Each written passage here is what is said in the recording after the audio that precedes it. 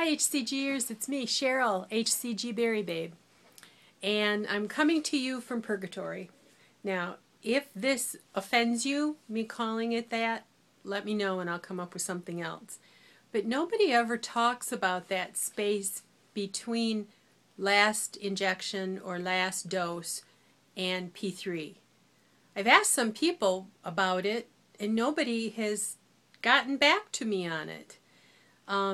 So I decided I needed a name for it, and Purgatory sounded pretty good. I'm not Catholic, so I may have it wrong. Limbo is where they send babies who aren't baptized. I'm in limbo, but it sure feels more like Purgatory.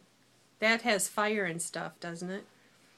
Anyway, I did an earlier vlog and to give time for responses, and then it didn't upload. And I was meeting with the principal at the Catholic school and then did some shopping and didn't realize that it hadn't uploaded. But I've processed and pretty sure I've made my decision. I'll know for sure tomorrow morning when it's time for a dose. I can skip a dose tonight because I'm sublingual, so I do morning and nighttime. If I skip tonight, I still have the option to do one tomorrow. So if I change my mind, but I'm pretty sure that I'm going to follow my buds into P3. But I got to do this 3 days of Purgatory, and there's something about, even though I had HCG this morning, thinking like, oh, I'm coming off. And in the past, the minute my brain says you're done with HCG, I'm off and running on the food. Not going to happen this time. Not going to happen, but it isn't keeping the motor memories, the what you've always done, how it's always been from kicking in, that one side of the wheelbarrow. So if I've got this right, if I had my last drops this morning, I have to wait 72 hours. So I have to wait all day today and all day Wednesday and all day Thursday. So Friday morning when I wake up, I could have P3 foods.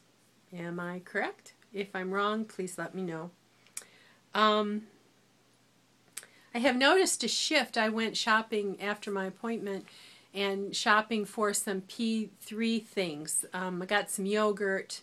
I got some regular unflavored yogurt, and I'm going to try putting my own sweetener and fruit in it and seeing how that goes. Looking forward to making some banana split chocolate delight. I have some freeze-dried banana, freeze-dried pineapple, freeze-dried strawberries, and I thought about chopping it all up in my new chopper and then putting a very thin layer of chocolate delight on it. Ooh, I don't know, might be too much, but P3, here I come. I noticed as I was shopping a shift, yay! Robin says we shouldn't think of foods as good or bad. Okay. M&M's bad. M&M's have a hard leptin hit. I think those are her words. So that's what I'm doing. I'm pushing my cart and I'm seeing all that Easter candy and I'm saying, too much of a leptin hit. Teeny little bit and I'd be done. So I bought, had Honeycrisp apples, this Rainier brand at the one store, and I bought $18 worth. They're $3.50 a pound. And I'm looking forward to eating those more than eating those M&Ms. That's good news. Because I can have apples, and I can have apples, and I can have apples. So I may end up doing an apple day and not even doing it on purpose.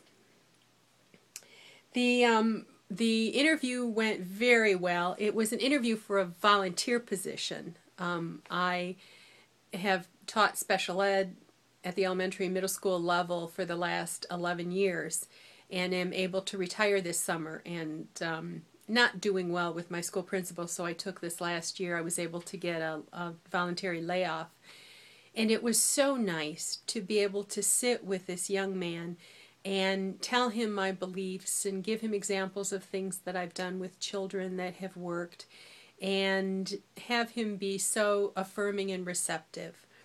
I don't know which was more fun, the interview itself or when I shared with him that I understood about feeling different in an environment, which when kids have ADHD, they feel different. They know there's something that's not the same about them as other people. How when I was very large, I was always scoping out the environment to see whether it was going to be safe, whether I'd fit in a booth, or was the chair going to hold me, was there room in the elevator? And so then he talked about how his wife had a reoccurring weight problem she just couldn't lick. So guess what I did?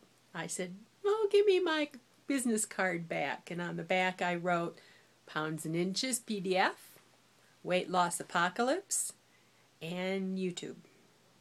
And I even gave my HCG Berry Babe so that she could go on and see me to see if she's interested in talking with me about it. So it works, and I'm just delighted to be in this community, and I think for me, Robin's work has made the difference. And thank you so much, for Robin, for your generosity in putting your vlogs online, because the language that you use is putting new tapes into my brain so that eventually I won't have good and bad foods at all. I'll have leptin hits and be looking for, and the hunger scale will become second nature, and food will become a non-issue. I still am so sitting in two camps, worrying and worrying. Got this Purgatory to get through, and then P3, and I think I might take a shot at a week of P4 before Easter, and then load on Easter. I don't know when everybody else is loading, but I'm looking forward to commiserating with other P3 people. Then I think, part of me is afraid, will I want to come back? Well, I guess if I'm satisfied with my body where it is, then that's where I'll be. And I just won't ever get to use those M&Ms for loading. So I'm working on a visual theory of how leptin works, as far as fat people have more leptin, and food has a bigger leptin hit. Something to do with chips. So when I actually work that out, I'll present that to you. But for now, thanks for listening. Bye-bye for now.